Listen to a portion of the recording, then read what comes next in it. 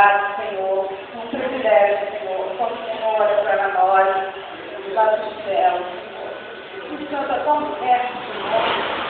Porque assim, tão difícil foi para mim pela manhã, mas senti a presença do Senhor. Então, Senhor, eu estou aqui para te louvar. Para te louvar, porque eu digo quanto eu te amo, Senhor. O meu amor é infundado, não importa o que eu faço. Eu quero estar sempre na sua presença. Como é mais Israelita, sempre onde nós vivemos sempre, Senhor. Sentir a certeza da presença do seu Espírito, que o Senhor não reveste, Senhor, para sair, para estar pregando o seu Evangelho, Senhor, para nos quebrantar, Senhor, de coração, quebrar as correntes, Senhor, que nos portam nossa vida, Senhor, nos firmar, o Senhor nos reveste cada dia, cada manhã. Então eu digo muito obrigado, Senhor, porque o Senhor é aquele que tem guardado as nossas vidas nessa terra, Senhor. Muito obrigado, Senhor, em nome de Jesus. Amém.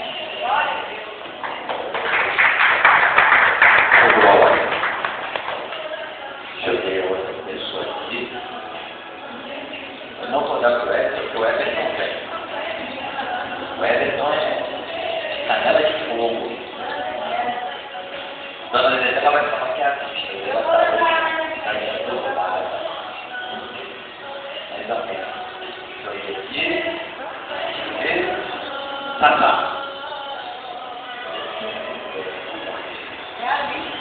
É a vista, né? Olha aí, tá. Amém. Então pede sua Bíblia aí. Adiantaram agora. Pegue a sua Bíblia. Lá no início do culto, eu li um trecho de Mateus 24. E eu gostaria que você abrisse sua Bíblia um capítulo depois. Mateus, capítulo 25.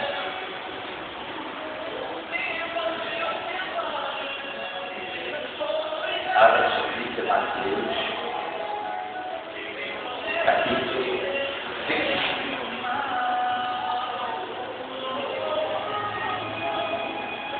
Vamos aprender algumas coisas com essa passagem. Mateus, capítulo 25.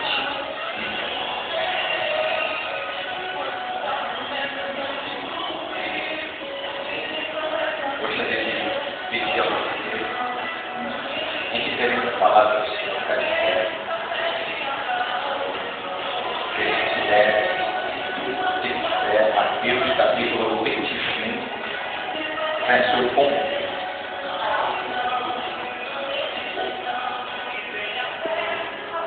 Diz assim: então, o reino dos céus será semelhante a 10 discípulos que, tomando as suas lâmpadas, saíram a encontrar-se com o noivo.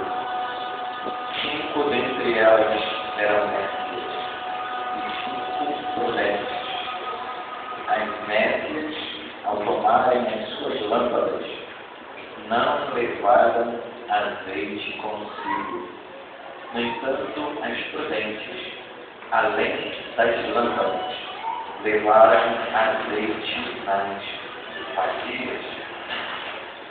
Tardando o noivo, foram todas tomadas de sono e adormeceram. Mas, à meia-noite, ouviu-se um grito: eis o noivo, sai ao encontro. Então, levantaram todas aquelas virgens e prepararam as suas lâmpadas. E as nécias disseram aos prudentes: dai-nos do vosso azeite, porque as nossas lâmpadas estão se apagando. Mas as prudentes responderam: não, porque não os falam a nós e a vós outros. E diante a subvendem e comprai. Saindo elas para comprar, chegou o noivo. E as que estavam apercebidas entraram com ele para as bodas, deixou-se a porta. Mais tarde, chegaram as virgens netas, clamando: Senhor, Senhor, abre-lhes a porta. Mas ele respondeu: verdade vos digo, que não vos conheço. Vigiai, pois, porque não sabeis o dia que nem a hora. Senhor, devido a tua palavra, e eu te peço nessa noite, te abençoa pela leitura, ele me ensina, Deus, através dela. Essa noite, Senhor, é o que eu te peço, e desde já te agradeço, em nome de Jesus. Amém. Pode sentar. Glória a Deus. O livro de Mateus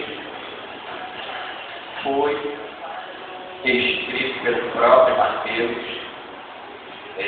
Esse Mateus é aquele chamado de Levi.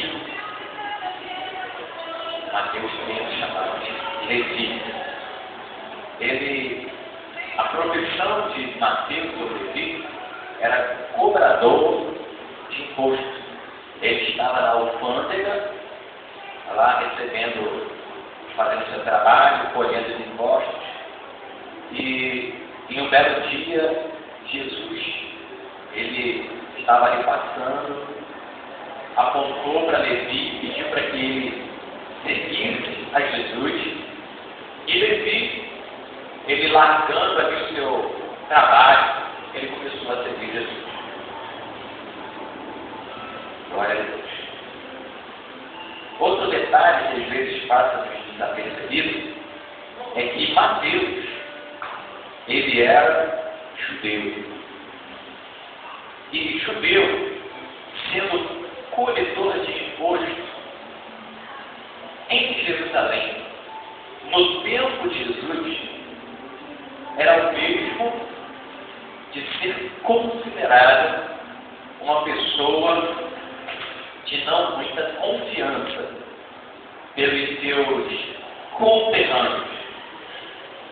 Então, veja bem, imagine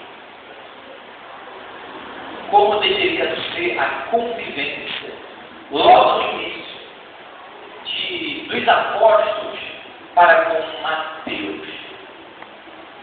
Teve uma vez que eu fiquei meditando como deveria ser a convivência logo no início da caminhada de Mateus em seguir Jesus com Pedro.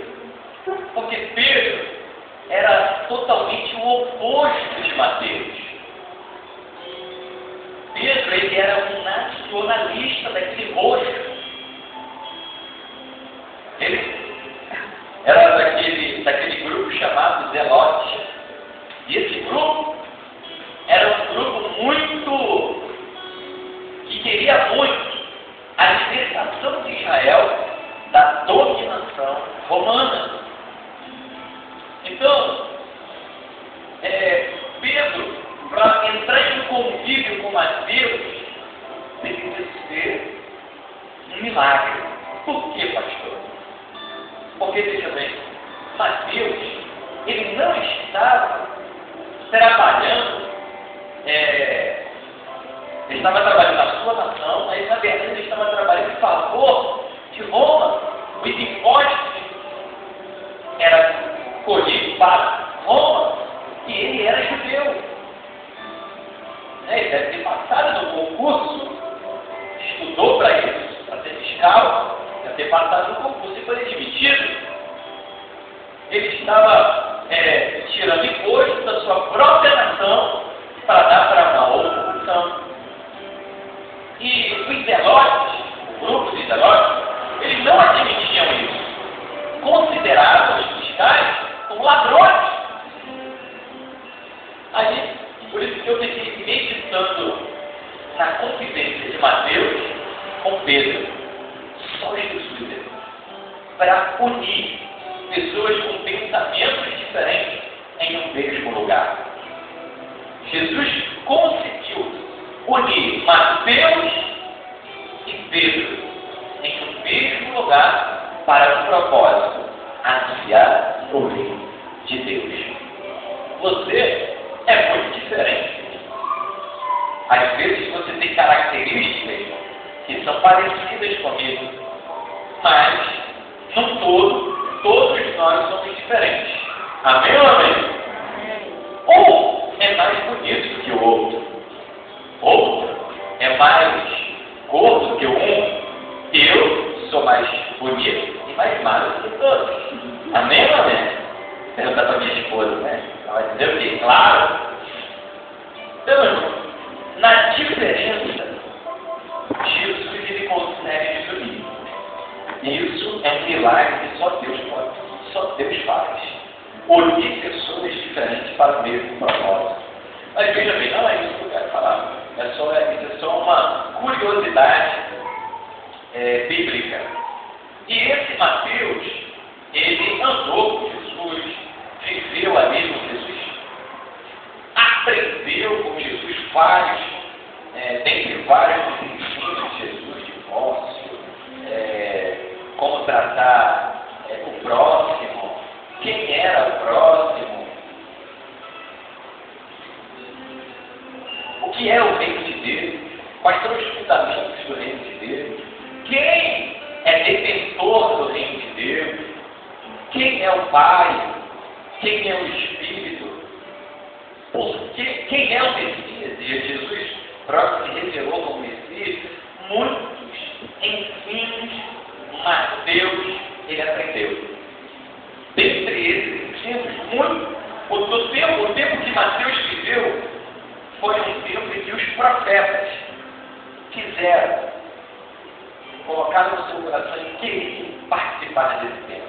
Mas os apóstolos foram os privilegiados. Quem é que não queria viver no tempo de Jesus? Para ver como ele era. Para aprender dos seus ensinos pessoalmente. Então esse Mateus aqui, ele teve esse privilégio.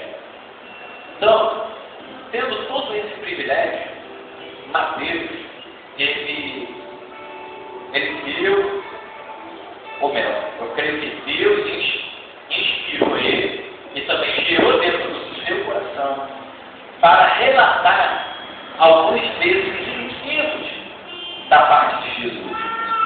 E o capítulo 25 do livro de Mateus nos dá um ensino muito interessante.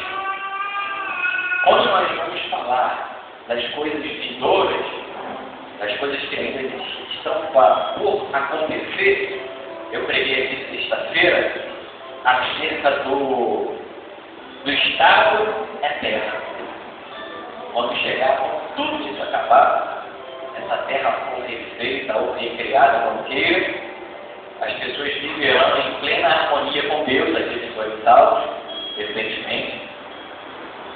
E eu disse que falar do futuro escatológico e bíblico, para aquele que não crê, é uma coisa que fútil. Para aquele que não crê, não serve nada. Mas para nós é uma esperança. E no capítulo 25, Mateus ele não vai falar de coisas atuais. Ele vai falar da atualidade, mas com um pensamento em um acontecimento. A volta de Jesus.